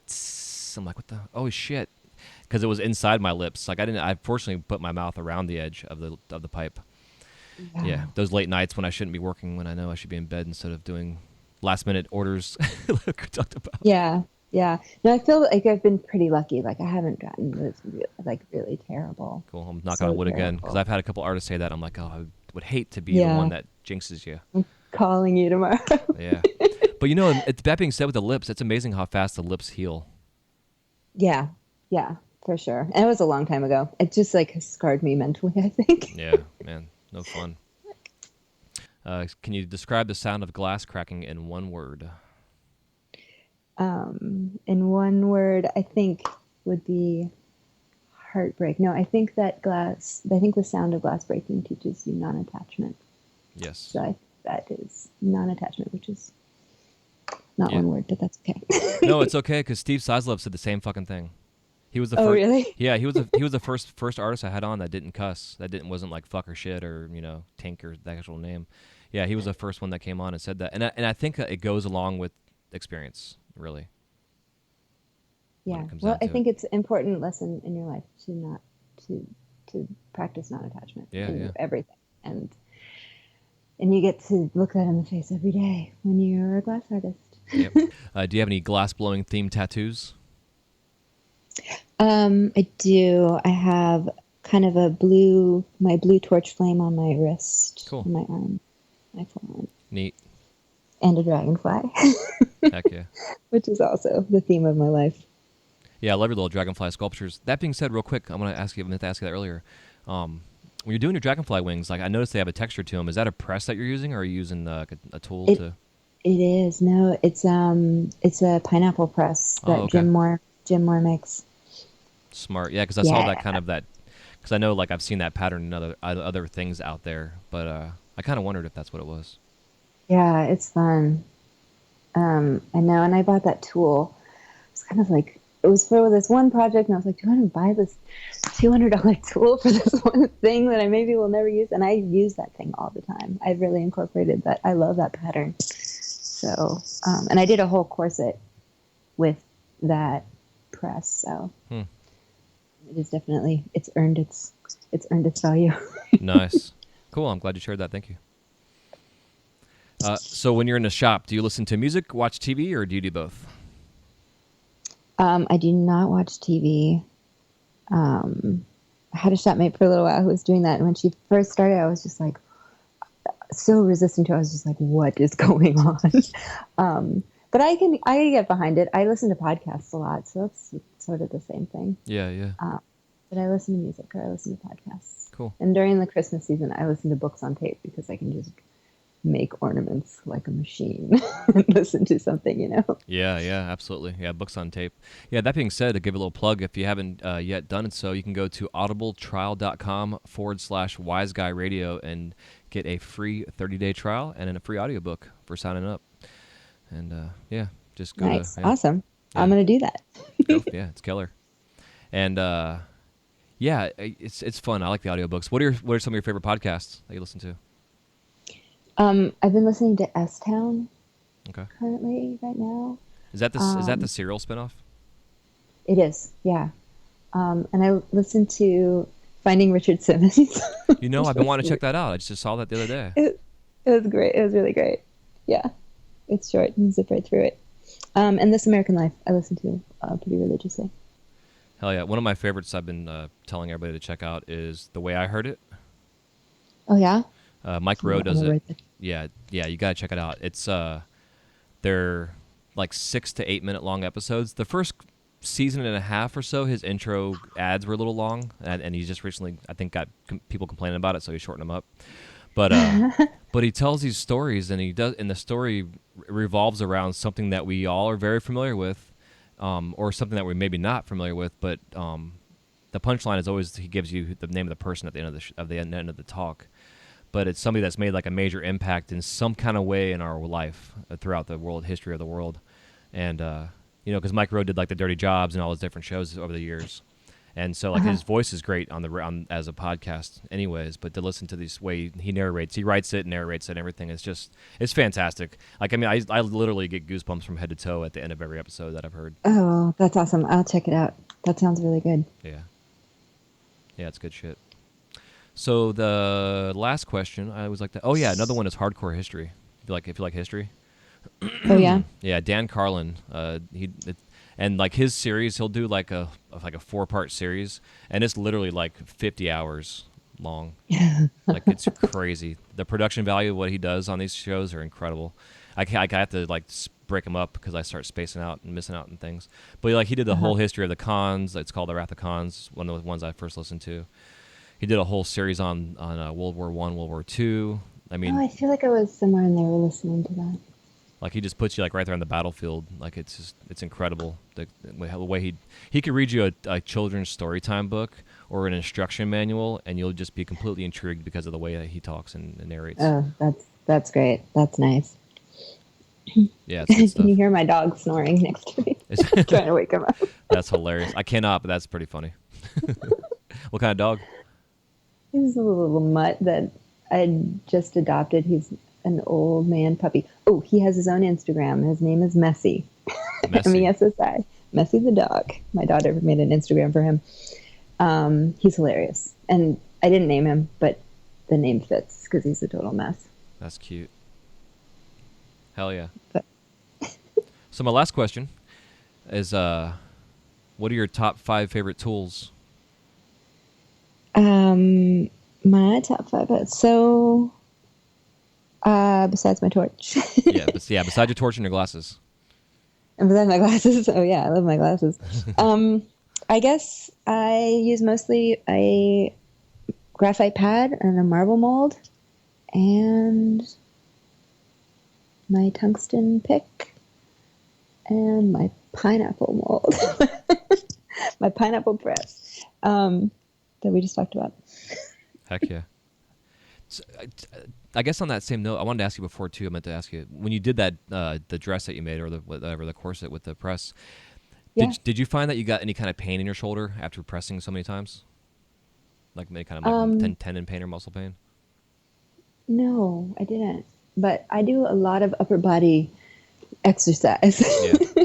which I really think helps me with my glass blowing. No, I You know, agree 100%. I do jump keeping. rope fitness, so I'm in the same Oh, boat. nice. Yeah, that's true. But like the aerial, really, I spend a lot of time stretching, and that having that core strength it really helps my back. So no, I didn't. And it's not the pineapple press is not that it's not that hard to push. Right. It's not that stiff, Well, the reason I'm asking is because like I'd make a lot of flowers at work, and I did like a whole run, like 100 flowers in like 3 days or some shit, and just Uh-huh. pressing like, and each flower has 6 petals, so like after pressing like 600 petals, basically, you know what I mean?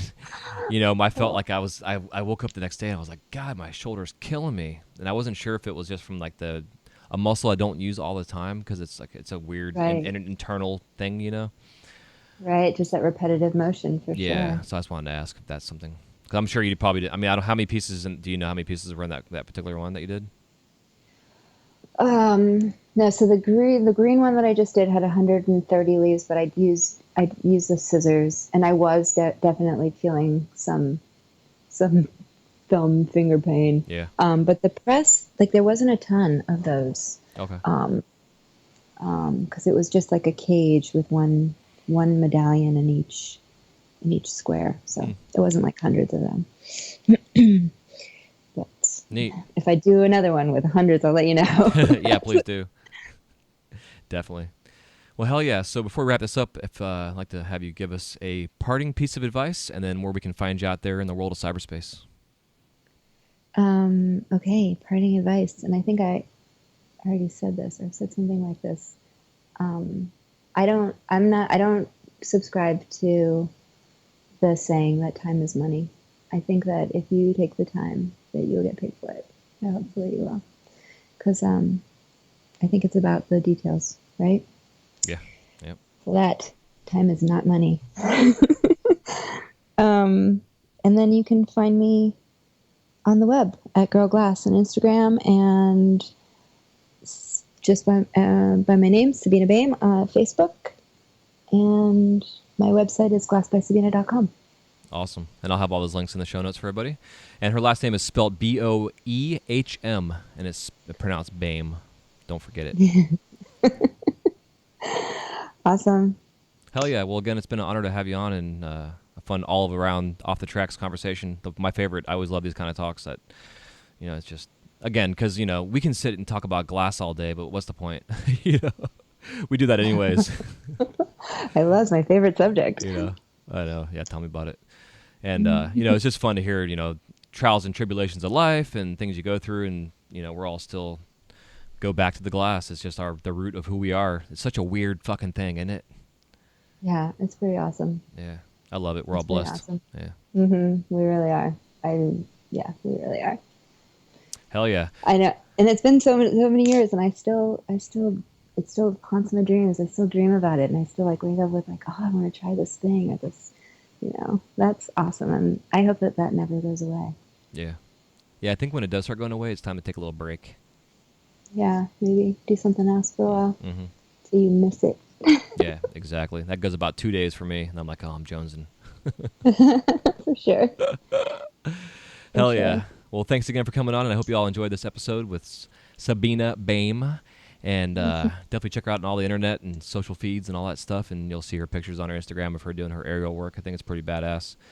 And go sign up for her webinar so that way you can understand what she was talking about with the marbles and take her class. It's definitely knowledge that, you heard she learned from John Kabuki, one of the best out there in the industry. So definitely jump on that and take full advantage. And I'll have links for that from the Glasscraft webinar. And again, thank you so much for tuning in to this episode of the Wise Guy Radio Show. We will talk to you next time. Take care. Peace. This episode of the Wise Guy Radio Show is brought to you by The Flow magazine. Since its inception, the focus of The Flow has been to provide a bond among members of the lampworking community. In every issue, you can enjoy great content with the hottest artists and cutting-edge techniques using the latest industry products. These features, along with the continuation of our Women in Glass edition, Glasscraft Emerging Artist Awards, inspiring gallery showcases, dynamic general interest articles, as well as health and safety information, make The Flow the leading international lampworking journal. For more information or to subscribe to The Flow, go to theflowmagazine.com. That's theflowmagazine.com.